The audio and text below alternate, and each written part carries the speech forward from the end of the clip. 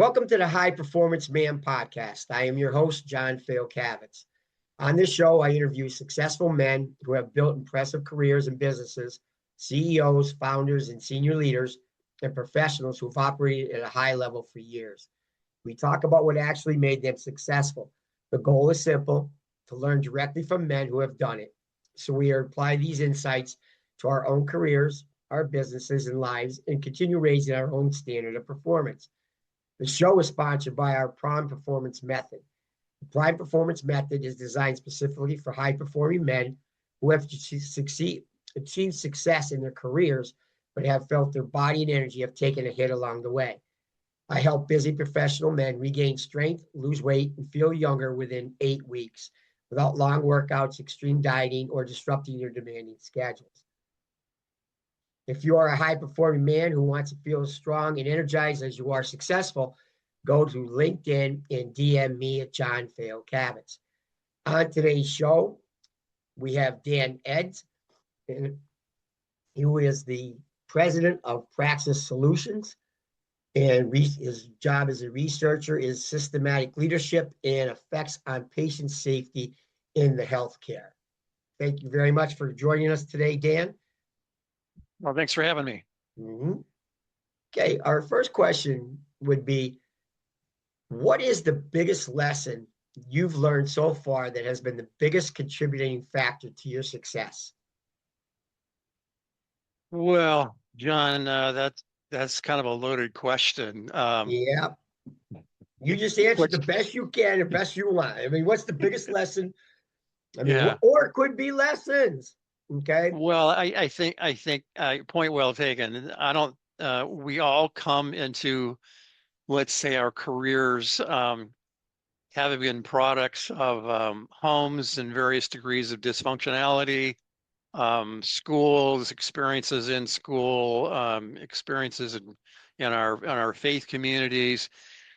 So we are not one single thing, system or entity that we can just pull a lever and everything falls into place. Having said that, there's been a couple of things that I would say has defined my life, looking backwards now. You said you're 67, I think 66. Yep. 66. Okay, I got a few years on you. I'm 73. Wow, you look great, man. Thank you very much. Just by the way, I've already been swimming this morning. I've done my workout. Great. But there's been a couple of things that I think has defined my approach to career, kind of life in general. One of those is I've always thought of myself as a solo entrepreneur. Even when I was working for a large national consulting firm, I always had the mindset that I was a solo entrepreneur. Probably comes back from the days when my family was. I grew up in a small family business, so I just kind of grew up with that mindset of, small family business. So consequently, I've always believed in the value of investing in myself. That no matter what I was doing, I needed to be investing in the next thing that I would be doing, because things come to an end. What had value in terms of a corporation or a company or even clients today is not what's going to be is not what's going to have value tomorrow. So I've always believed in the value of investing in myself and considering myself a solo entrepreneur. And then the other thing I would say is, I say this a little bit tongue in cheek. I readily will admit that most of the people I work for and I work with are way smarter than I am. I will just outwork them. I say I may not be very smart, but I'm just too dumb to quit. Right. I sort of go by Churchill's line of don't ever give up. Just keep moving ahead. Don't ever, ever, ever give up. And that's sort of been my mantra. Wow. So those are two great things. Wow. Great. All right. My next question. What do you think hinders a lot of men today from reaching their full potential? What do you have you seen Mm. that in anywhere? Or, Yeah, I think I see that just about everywhere I go. And at some level, it irritates me yep. because I see incredibly talented men, men of great intellect, men of great character. Uh, and just to be blunt about it, they're sitting on their butts doing nothing or not anything that they could be doing. Hmm. And I think there's probably an enormous number of reasons why. Uh, One is obviously, because they're too scared. They're afraid of the big dragon called failure. You're right. Um, they're afraid of the second big dragon, which is the approval of other people. Uh, and I suppose there's a third one in there someplace, but I can't think of what it is right now. Yeah. Uh, but uh, and John, it really irritates me when I see men who have enormous potential and um, they're playing with life. And I sometimes I just want to say, listen, you got one shot at this deal. Yep. There's no second chance at life. Now there's second chances within life, Right. but there's no second chance at life. And so, okay, you try something new, try something different. If you fail, great, you tried. You gave it your best shot, but get in the arena and get engaged. Right. Um, and like I said, I've got some amazing friends who have amazing talent, and I just watch them waste it. And it frankly, John, it just irritates me. You think it's a mindset of too much technology today is like they're going to help me get what I need? I mean, now when you're looking at AI now and all the things that Yeah, are out there, I don't have yeah. to bust my butt anymore. All I have to do is chat into somebody and it's just like, Well, yeah, I don't know. Partially, um, so just to give you an example, a few years ago, we had a nephew living with us. And this kid I mean, he's just amazingly smart. You give him a math problem, some kind of a sort of a technical problem, and I mean, you got it in a nanosecond. Um, he came to our house so he can go to school. He wanted to go, it was a school that was not too far from our house. And um, he spent most of his time sitting up in his room watching video games. yes, that's And I think it was because he was basically afraid of his own shadow. And it well, irritated me. how old Oh, is he? he was at the time, I think when he first moved in with us, I think he just turned 21. Uh, and he has since moved on and found a career, and he's doing really, really well. And I'm just um and he was a kid that, he came out of the womb with, 10 strikes against him. Right, Uh all kinds of issues that um science would say you're a statistic, or you're right, you're in line to be a statistic. correct. And so the fact that he has moved on and he's developed and he's grown, I mean, I take my hat off to him. But the 2 years that he was living with us, it's like this really smart kid, and he was afraid of his own shadow, but he got instant and immediate feedback and gratification by playing video games. He pushed that button and he automatically got an attaboy. And life typically doesn't happen that way. No. Yeah. And so to have these, we used to talk about short-term goals, or, having that long-term perspective towards life and success. Hmm. It seems to me, John, that time horizon has shrunk down into a nanosecond. Yes. That our young people coming out of college today, their future time horizon is like tomorrow morning, not next year, not 5 years. We used to say, where do you see yourself in In 5 years? 5 years. Now it's like, where do you see yourself in the next 5 days, maybe? Right. And I find that troubling. But for me, having that long-term perspective, I've always had that sense that there was something else bigger for me to do. Right. So, Right. Okay. Well, what was the final straw that got him motivated? well, my nephew, Yeah. well, one, I kicked him out of the house. Well, that's I, about that's one of the biggest motivators. I, I said, when we were giving him almost free rent, and I said, listen, you're here to go to school. If you're not going to go to school, you can't live here. And so, he moved out and he worked for UPS for a couple of years and did fine. Good. And he eventually moved back to his home and he's got a job helping some guy do tiling. And I would say what happened to my nephew was he got a mentor that he wasn't expecting. Somebody who would invest in him, teach him a skill, teach him when he was doing good, teach him when he had some improvement. Right. Um, wasn't maybe as harsh with him as I was, Right. but maybe he had learned a few lessons. And today he's thriving in doing tiling and home remodels and stuff. He loves it. That's Um, awesome. I think part of it he gets that instantaneous feedback, That's what you uh, just like the video game.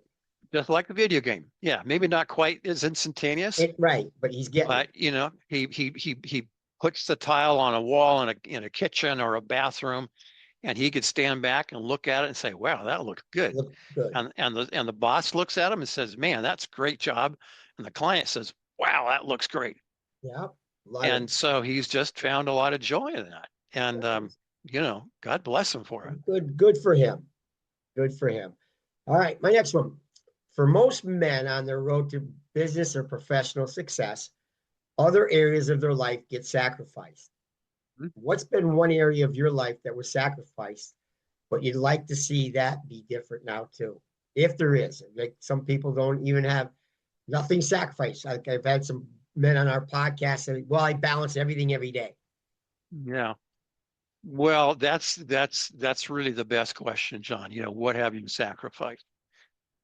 We all know men who have gotten on that road to success, and yeah, they've achieved incredible financial success, maybe political success and fame. But when you look at what's behind them, they've got a destroyed family. They've got children that want nothing to do with them. And I could easily have been on that path. Uh, but sometimes you got to sit back and say things happen for a reason. Yeah. Um, and my first career, I would say I was very successful at. Second one, I sort of fell into, and it wasn't really by choice. It was more by circumstance. But in that, my son was born. During that time period, my son was born. And I think if I had achieved the level of success that I did when that's sort of the height of my consulting practice, where I was traveling, 3 or 4 days a week, Mhm. I I um, I would have sacrificed the relationship with him that I can enjoy. He's Yeah. 35 and Right. will call me up and say, "Hey, Dad, let's go hunting this weekend." And there is little that brings me more joy that when he calls me up, on a Wednesday and say, "Hey, I'm going hunting Saturday. Can we go together?" And we're sitting in a duck blind with Yeah. just the two of us and his hunting dog. And I don't care if I ever see or shoot a duck, It's the but conversation and the being, conversations are priceless. And yeah. that's, that's the beauty of being a dad. Yeah. Yeah. One of the other things is, this is my field, but health seems to be another thing they sacrifice. Yeah, I saw that about you on your LinkedIn page, and it reminded me of something that my dad said when I was really little, but it sort of stuck with me. And I can't remember how old, I couldn't have been more than 8 or 10 years old. But one Saturday morning, he took me to the YMCA in downtown Seattle, and he had gotten a membership at the Y.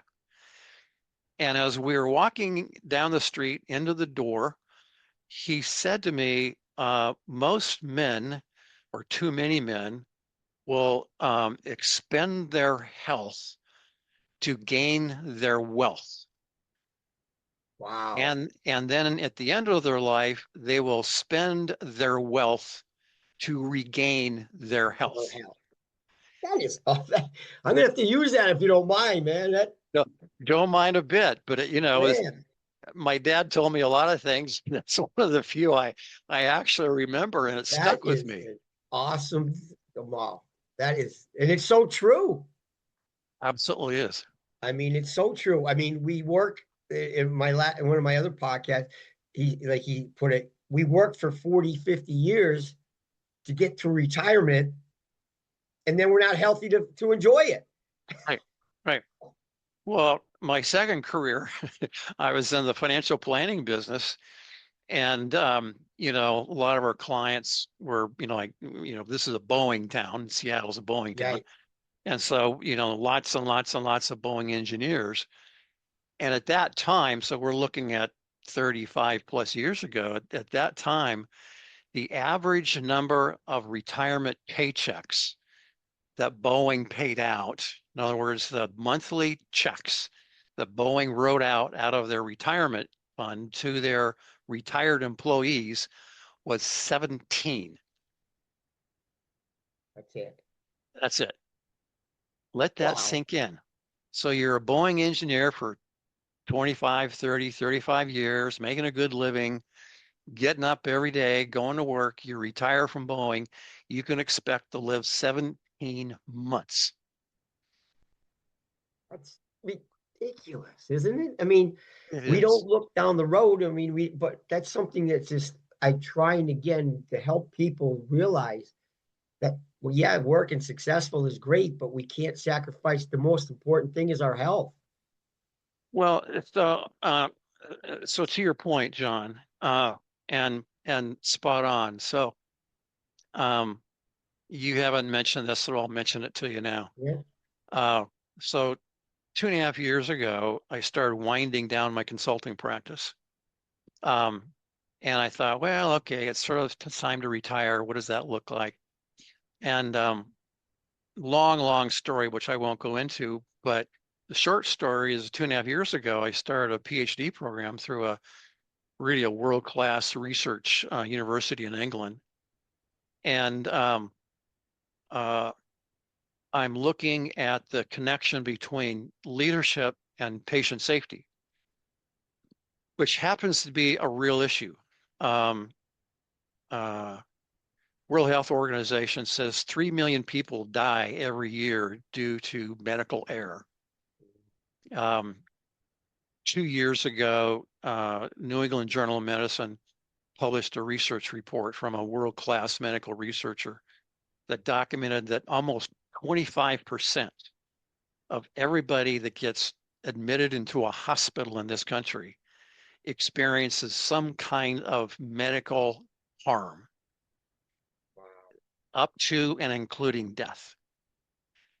So, like I said, 2.5 years ago, I started this process of getting a PhD, which I need a PhD like I need another hole in my Oh head. man. I don't need another 3 letters behind my name. I've got plenty as it Right. is. Right. But I can tell you, uh, I'm at that age where my friends are being diagnosed with dementia, Parkinson's. Uh, they're slowing down considerably. The rate of slowing down is accelerating. And I'm looking at them and I'm thinking, I got this project I got to finish. So I can't afford to get sick. You can't slow down. I can't slow down. So 4 days a week, my alarm clock goes off at 5 a.m. and at 6 a.m. I'm crawling into the swimming pool at the local Y, and I do I swim laps for 25 or 30 minutes, and then I do some calisthenic work and weight training work after that, and then I try to walk 2 or 3 miles a day. Uh, and it's not because I'm some big huge fitness uh, Right. guru. I mean, I've always believed in the value of staying physically active, Right. but there is something really important to me that I have to work for, Yeah. and if I don't do that, um, maybe it's fear, whatever it is. I want to finish this PhD before I can't. Oh, Dan, that's awesome. All right. Well, if you were to give one piece of advice to other men that are on their journey of achieving success, what would it be? Well, this might be a little counterintuitive, uh, Hmm. and I really appreciate this. Is probably one thing I would like to. I could preach a few sermons and get up and bang on a few pulpits around this one, and that's the value of giving back. Uh, Very good. the happiest people that I know, um, and I've said this several times to various groups. I happen to serve on the local board of the Salvation Army. Have been for the last, I don't know, 8, 9, 10 years. The happiest people I know are the people who work for the Salvation Army. They get very little pay. They get little recognition. They are not working with the beautiful people of the world. They're working with street people, with addicts, with alcoholics, with homeless people, with people who are just barely living on the margins, who are just barely surviving, and they're the happiest people I know. Yeah. The people who are the saddest people are oftentimes those who have achieved a lot of financial success, have built great names for themselves, but they have, I would say, isolated themselves too many times from the people who need them the most. Uh, I think anytime we isolate ourselves or we insulate ourselves from the most marginalized, we get a really distorted view of life.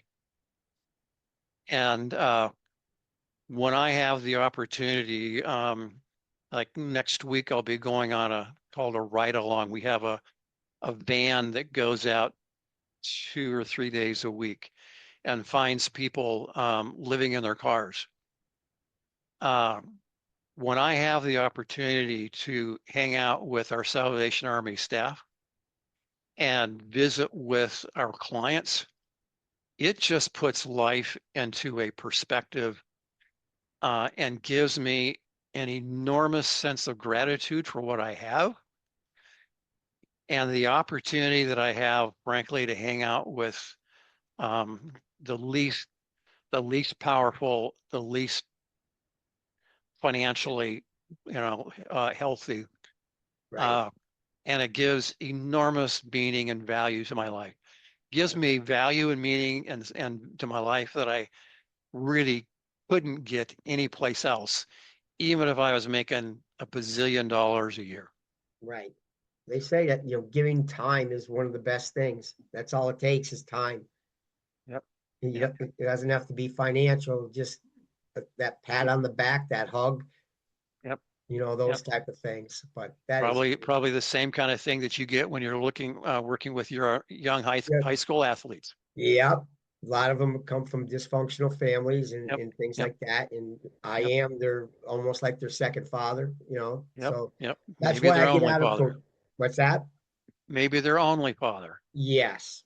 And Yep. that's the satisfaction I get from doing the high school coaching. So, Yep. Yep. so So, all right. Well, Dan, it's been an absolute pleasure having you on the show. Okay. I Thank thank you. you so much for your time.